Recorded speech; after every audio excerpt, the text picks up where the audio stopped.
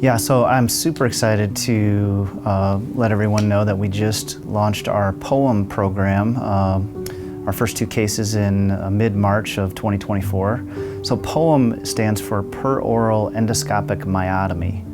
And this is a technique to treat patients that have a disease called achalasia. So let me back up and explain achalasia. Achalasia is an esophageal motility disorder. That means the esophagus is a muscular tube that squeezes and relaxes at the bottom to allow food to pass into the stomach.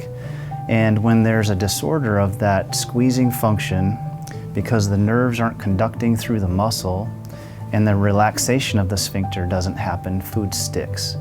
And so patients have to regurgitate food. They're not able to swallow and empty well, and this is every time they eat. And so we oftentimes will see patients that have had this for years come in and seek help.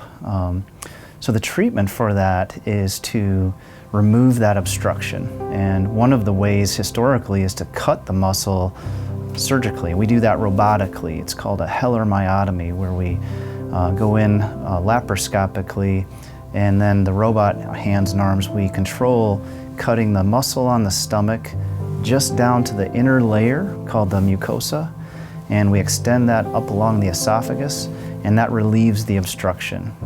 Now with POEM, we're able to do this endoscopically. So imagine having a scope with you asleep passed into the esophagus, and we can see where we need to begin the process, but we inject to raise the lining of the esophagus, then make a cut in the lining of the esophagus, and then tunnel the scope in that space down the layers of the esophagus between the muscle and the mucosa lining, all the way to the stomach, and on the way back we cut the muscle and then clip the incision closed and seal it up. So this is done without any incisions.